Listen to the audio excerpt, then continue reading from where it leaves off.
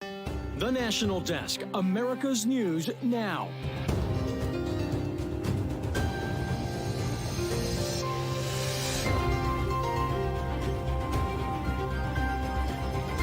I have serious concerns about whether the President of the United States, Joe Biden, may be compromised by his son's foreign business dealing. More documents are released, possibly tying President Biden to his son's business 1 day before impeachment inquiry hearings begin. Crime in America is hitting businesses across the country. We go inside the rise of retail crime and the impacts it has on the industry. Then daycare disaster, the reason why millions of children could have no place to go by the end of the week. This is the National Desk, America's News Now. I'm Amira David. Right now, it is a waiting game, waiting on Congress to come together to fund the government with the shutdown deadline now just 3 days away. The Senate could vote tomorrow on a continuing resolution that allocates funding for Ukraine. House Speaker McCarthy, meantime, he says the House will vote on their CR on Friday with a focus on border security. Majority leaders from both the Senate and House calling for the opposing chamber to agree to their proposal. Speaker McCarthy needs to stop letting the MAGA radicals drive his decisions and do the obvious and sensible thing. Follow the Senate's lead and pass a bipartisan CR. Somebody's got to take the reins and say, we're going to address the problems facing this country, and House Republicans are doing it. And I really do think if we put the skins on the wall, if we pass the bills this week to do that, the Senate will follow. And if the government does shut down, we are talking about an extensive impact here. And here's a look at the immediate effects. Firstly, government workers, as many as 2 million of them, would be furloughed. Military members, TSA, and border agents, they will remain on the job without pay and are guaranteed back pay once the government resumes. Funding for the WIC program, the Supplemental Financial Assistance Program for food, that goes away. Access to Head Start preschool programs, that stops. Delays in government-backed college student loans, delays in passport waiting times, and the list goes on. Let's turn now to the other two entities struggling to make a deal, the UAW and automakers. The strike now on day 13. The UAW saying it will announce on Friday how it plans to expand its walkout against Detroit's Big Three, provided no deal or concrete progress in talks are seen. Union head Shawn Fain, he plans to make an announcement at 10 a.m. Eastern on Friday in a video addressing union members. It comes as former President Donald Trump prepares to deliver his own address to auto workers in Michigan. Trump expected to speak tonight at an auto supplier in Clinton Township, though he's not expected to meet with any UAW leadership, as President Biden did yesterday.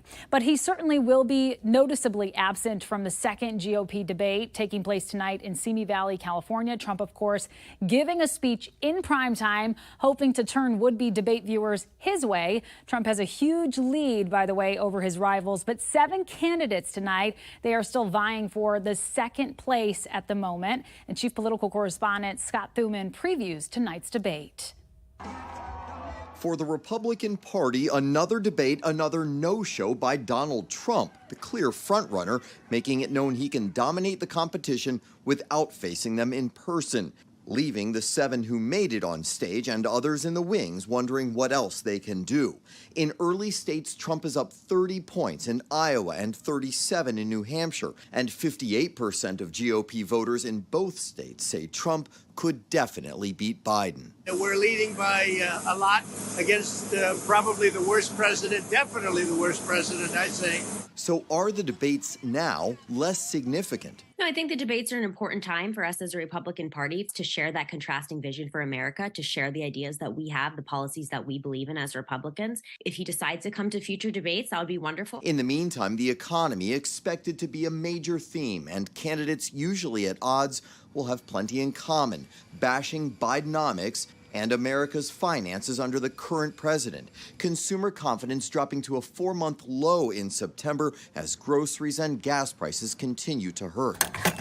Yet none of those who are debating seeming to find the bounce they need. Republicans' runner-up, Florida Governor Ron DeSantis, has seen his numbers drop since the last debate, prompting more chatter in donor circles about a possible new contender, like Virginia's Governor Glenn Youngkin. So a breakout performance tonight, critical. it's, I think, in my opinion, less about speaking time and more about speaking substance. Debates, they're important, but they're a moment in time. They don't define a campaign. It's important to be able to be built for the long haul. In the meantime, though, another sign that Trump is still the main draw for Republicans and viewers. Fox News has reportedly cut the advertising charges for a commercial to just over half of what they cost during the last debate last month. Wow, that certainly says a lot. Scott, this is certainly a very calculated decision on the part of Trump, but it begs the question, how long is this no debate strategy going to work for him? Well, he's indicated at this point it's indefinite. Now, he's subject to changing his mind quite a bit, so who knows? But at the moment, he can argue it's working for him. Poll numbers, as we just showed you, are starkly in his favor against any other Republican candidate. And as a result, he feels there's no need to stand up there and make it a firing squad where they all take shots at him. So as long as the numbers trend in his direction, he has a lot of argument to say, I don't need to be there. And he also can point to what's going on with President Biden, who so far has not agreed to debate RFK Jr. or Marianne Williamson. So we'll just continue to watch that. All right, Scott Thuman in D.C. for us. Thank you so much. New Jersey Senator Bob Menendez and his wife are home after posting bond tonight after pleading not guilty to federal charges. They are accused of taking bribes in exchange for helping the Egyptian government. The senator was released on a $100,000 bond. His wife's bail was set at $250,000. The senator was ordered to surrender his personal passport and travel documents. Despite numerous calls for his resignation, Menendez has refused to step down. And now to that impending Biden impeachment inquiry hearing. The House Ways and Means Committee has unveiled whistleblower testimony that alleges what Republicans call, quote, a web of criminality of Hunter Biden and the Biden family. Committee Chairman Jason Smith said it was not clear that not only was then Vice President Joe Biden complicit, but that Department of Justice officials have been actively blocking the investigation. In this new material, the whistleblowers have provided an email in support of their earlier testimony where U.S. Attorney Leslie Wolf directs investigators to remove all mentions of, quote, political figure one. Chairman Smith named that figure as Joe Biden. This also comes one day after Oversight Chairman James Comer, he released alleged bank statements that say Hunter Biden used his father's Delaware residence as the home address for more than $250,000 in wire transfers from China. Democrats have long maintained that Hunter Biden is his own person and his actions do not transfer to that of his father. The first impeachment inquiry hearing digging into these documents and all of the allegations that kicks off tomorrow morning. Montana's law banning medical care for transgender youth has been blocked temporarily. A state judge ruled that the law was unconstitutional, but a full trial is expected, and the judge acknowledged the current ruling will most likely be appealed to the state Supreme Court. Currently, 22 states have signed laws against transgender procedures for minors, but court injunctions have been placed in Florida and Indiana as they await a full trial, and the Arkansas law was struck down as unconstitutional. That decision has also been appealed. A manhunt is underway in Baltimore for a man suspected of murdering a 26-year-old tech CEO in her apartment. 32-year-old Jason Billingsley, considered armed and dangerous, a registered sex offender, is wanted on charges of first-degree murder and assault. The tech CEO, Pavel Lapierre, was found dead in her downtown apartment building with signs of blunt force trauma to her head on Monday night. Billingsley, who was released from prison on mandatory supervision in October of last year, is still believed to be in the Baltimore area. And new numbers released by the National Retail Federation show nearly a 20% rise in losses due to theft and organized retail crime compared with the previous year. And here's national correspondent Kayla Gaskins with more. A tumultuous Tuesday night in Philadelphia. A mob of juveniles smashing windows and ransacking businesses from Apple to Lululemon. How you say that store? Lulu. Oh my God! They in there! They in there! To liquor stores. This is why we out here, Philadelphia police chief dismissing claims this violence was a form of protest against police. What we had tonight was a bunch of criminal opportunists take advantage of a situation, and it's not going to be tolerated. We made arrests, and we will continue to make arrests. More than 20 arrested as of Wednesday. The lawless scenes in Philadelphia unfolding the same day Target announced the closure of 9 stores. Officials with the retail giant blaming theft and organized retail crime for creating an unsafe and unsustainable business environment. For them to have to move a whole store, especially, like I said, Target, you got to do a lot to move Target. The National Retail Federation releasing new data showing $112.1 billion of losses due to theft in 2022, an increase of 19.4% from the year before. Spokeswoman for the National Police Association, Sergeant Betsy Smith, blaming liberal politics for the uptick. The high instances of retail theft in this country are due to the lack of prosecution, the demonization of the American law enforcement officer to the point that most police departments are shorthanded. The National Retail Federation now calling for policy changes from state and local governments to mitigate theft, such as lowering the dollar amount of stolen goods it takes to charge someone with a felony. I'm Kayla Gaskins reporting. Kayla, thank you. Rex Auerman, the suspect in a string of once unsolved murders, made a short appearance in a New York court today. Auerman charged with at least 3 deaths in the horrific Gilgo Beach murders, where nearly a dozen bodies were found more than a decade ago around Gilgo Beach on Long Island. Prosecutors today said it was a pizza crust that helped crack what had been a cold case. Subsequent to the defendant's arrest, a buccal swab was taken of the defendant. A DNA profile was obtained from that buccal swab, and the buccal swab of the defendant matches the DNA profile from that of the abandonment sample in the pizza box. Authorities say Auerman, a married father and architectural consultant, was living a double life. The next court date is set for November 15th. Well, coming up, student loan repayments are starting back up in October. We're going to explain how that could affect the broader economy. Then, more than 3 million cars are being recalled because of a fire hazard, which models are impacted, and how to know if your vehicle is at risk. And hundreds of hospitals have closed their labor and delivery departments in recent years. More are slated to be added. What this means for mothers. We're back in just 90 seconds.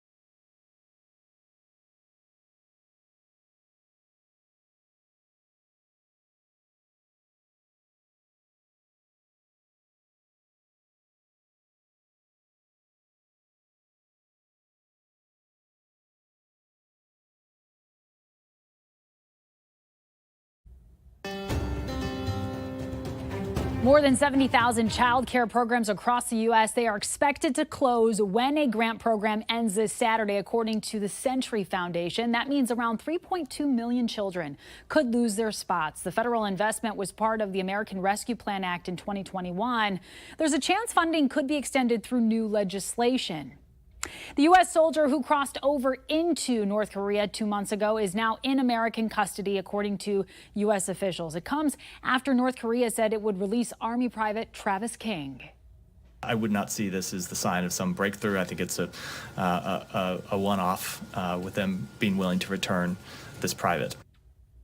King appeared to be in good health. According to U.S. officials, it's still not clear why he even went to North Korea in the first place, but he's on his way to a medical center in Texas and is expected to arrive overnight. Student loan repayments are starting back up in October, and that could have a ripple effect on the economy. The National Desk's Angela Brown explains. Credit monitoring companies say the average student loan payment is between $200 and $300, money that's going to the federal government that could be pulled out of the economy. Student loan payments restarting, borrowers jump-starting balancing their budgets, like Ashley Allen in Oregon. I definitely will still be paying on them for quite a while. The Wall Street Journal reporting restarting student loan payments could divert up to $100 billion from Americans' pockets over the coming year. Financial experts warning. This is a net negative for the U.S. consumer. This is not a good thing that these payments are going to resume. Money no longer going to buying merchandise, dining out, or even basic needs. You also hear simultaneously retailers, including Target, the other kinds of places like that have a significant base of their consumer with student loan debt. In earnings calls, even over the past quarter, we heard that they are worried themselves about what this could mean for their sales. But Bankrate analyst Sarah Foster says households, not the economy overall, will feel the biggest pinch. That $200 to $300 a month that households were spending on average each month putting towards their student loan payments, that is a lofty bite out of their budget when they're simultaneously dealing with higher interest rates, high inflation. If you have student loans to pay off, experts recommend that you check out the income-driven repayment plans, including the president's new plan called SAVE. For more on the discussion on student loan repayments, just go to my TikTok page, Angela Gets Answers. Reporting in Washington, D.C., I'm Angela Brown. Angela, thank you. Developing right now, Tropical Storm Felipe is getting closer to land, currently several hundred miles east of the Lesser Antilles in the Atlantic. The storm is forecast to head for the U.S. Virgin Islands and also for Puerto Rico. Felipe's impacts, they could be felt in the islands as early as Saturday, expected to weaken, however, to a tropical depression, but remain a big rainmaker. Writers in Hollywood cleared to start working today. Writers Guild of America leaders approved a contract agreement with studios, ending a nearly 5-month-long strike. The writers still have to ratify the contract themselves, but we are getting an idea of what this is going to mean in terms of who gets back on TV first. We now understand it'll be late-night talk shows. HBO's Real Time with Bill Maher, that is the first to return to air. It's going to return on Friday night. Then on Sunday, last week, tonight's John Oliver is back, followed by the network shows on Monday, including Jimmy Kimmel, Stephen Colbert, Seth Meyers, Jimmy Fallon, and so on. As one strike ends, another begins. In Las Vegas, the Culinary Workers Union, representing about 60,000 hospitality workers, voted overwhelmingly to authorize a strike. The union has not set a deadline for a walkout.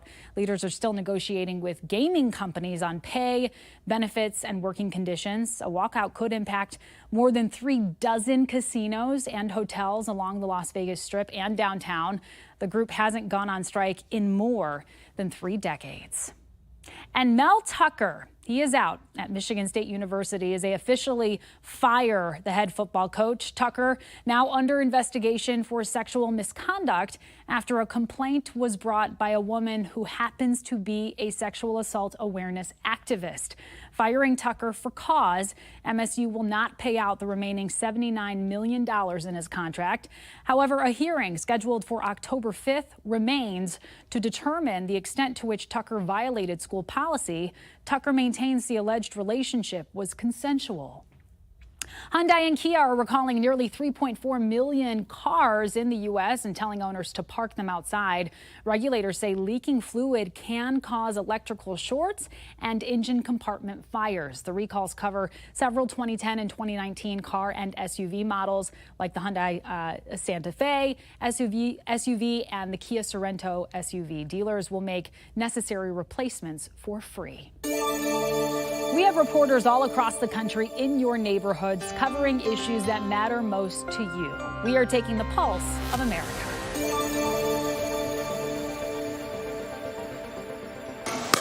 If you saw Thomas Wilson on the court in Dripping Springs, You may not know he's one of the top 10 professional pickleball players in the world. And you definitely wouldn't know he had high-risk heart surgery this summer. It all started when he felt his heart rate shoot up and stay that way during tournaments. It wasn't every time I played. It was when I was on center court. You know, you have a little bit more tingling and a little bit more adrenaline, and so that is what would trigger my heart, and then it would just get outrageous. Several doctors were unable to pinpoint the problem until they went to the Texas Cardiac Arrhythmia Institute at St. David's Medical Center. Dr. Rodney Horton diagnosed Wilson with a congenital heart defect, creating multiple connections between the atrium and the ventricle. It was like, don't even walk fast, like you need surgery tomorrow morning. Like it was that urgent. The surgery was high risk, but went so smoothly, Wilson was back on the court and winning tournaments in about a week. The cleanup following the East Palestine, Ohio train derailment is moving south. Huntington, West Virginia is set to accept treated water for additional purification. It'll be processed at Valacor Environmental, then enter the city's wastewater system for more treatment before being clean enough to put back into the Ohio River. City leaders say the water poses no public health risk. Whatever is going into the river is going to be safe, and just as safe as we would expect it to be if our residents were drinking the water.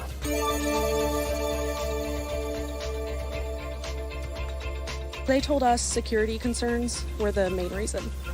A Pride Festival in Abilene, Texas has been canceled 8 days before the date. The general manager of the venue said they got multiple calls from people threatening to protest at the festival.